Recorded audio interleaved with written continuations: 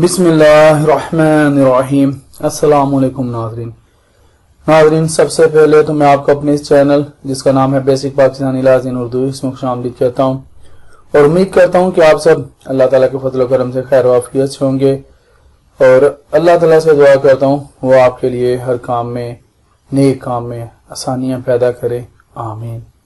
नाज़रीन, हमारा ये सिलसिला चल रहा है लीगल ड्राफ्टिंग का, तो ये उसका दूसरा हिस्सा है। हिस्सा दोयम में कानूनी दस्तावेज नवीसी का, जिसको लीगल ड्राफ्टिंग कहते हैं। तो चलते हैं इसको जानने के लिए अगली स्लाइड पर। नाज़रीन, हमने ड्राफ्टिंग को इस वीडियो में समझना है कि ड्राफ्टिंग क्या होती है।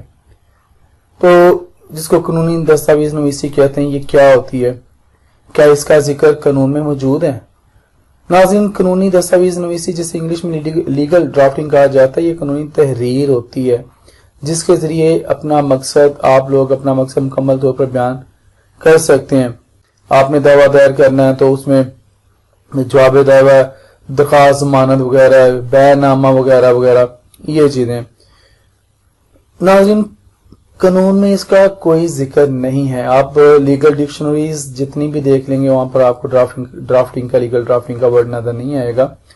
और कानून में जिस तरह के इसके बारे में, प्लीडिंग के बारे में जिक्र है जिसमें जवाब दावा और दावा शामिल है, वो किस तरह दायर करना, क्या करना है, उसके कौन सा ऑर्डर किसके बारे में बात करता है, उसकी स्टेजेस के बारे में, वो सारा कुछ जिक्र है। लेकिन ड्राफ्टिंग का कानून में कहीं पे किसी भी कानून में कोई भी जिक्र नहीं है।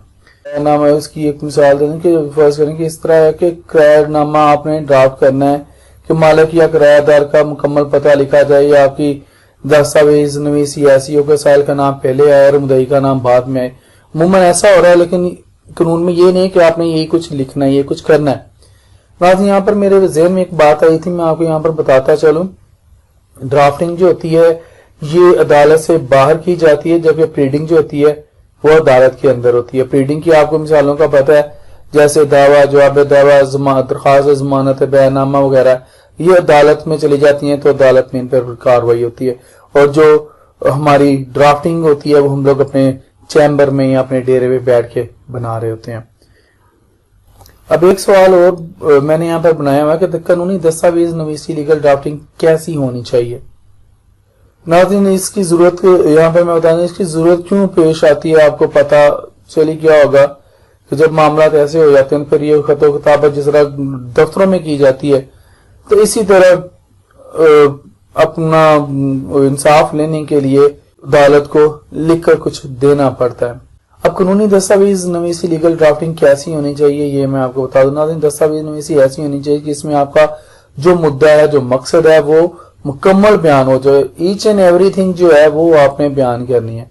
फर्ज करें कि आपने कोई सेल डील लिख रहे हैं तो इसमें आपको बेचने वाले और खरीदने वाले का मुकम्मल पता, मावलदियत और कौम लिखना चाहिए। ये अमूमन आप इस तरह देखते ही होंगे, बहुत सारे आप डील्स देखते होंगे, बयाननामे, जो चीज बेची या खरीदी जा रही है उसकी मुकम्मल तफसील लिखनी चाहिए, दिन और तारीख वगैरह भी लिखनी चाहिए, ताकि जो कोई इसे पढ़े तो उसे आसानी से सेल डेट की समझ आ जाए। मैंने तो यहाँ पर एक सेल डेट की मिसाल दी, बहुत सारी मिसालें यहाँ पे पड़ी हुई हैं। तो इसकी एक और मिसाल दे देता हूँ। फर्ज करें कि आपको जमानत चाहिए, इसके लिए जो दरखास्त लिखेंगे, आपको कह रहा हूँ आपके क्लाइंट को, साइल को जमानत चाहिए जो आपके पास आया है, तो आप क्या करेंगे, जो दरखास्त लिखेंगे पहले आपको उसकी ग्राउंड बनाना पड़ेगी, उसकी वजूहात जिसको कहते हैं उसकी ग्राउंड बनाना पड़ेगी, यानी कि बेस बनानी पड़ेगी, बुनियाद बनानी पड़ेगी, और आखिर में वो रिलीफ मांगना होगा जिसके लिए आप दरखास्त दे रहे हैं।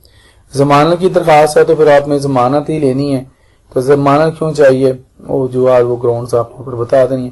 तो नाज़रीन, अब तक के लिए इतना ही, इजाजत दीजिए। जिंदा रहे तो फिर इंशाल्लाह अगली वीडियोस में मिलेंगे।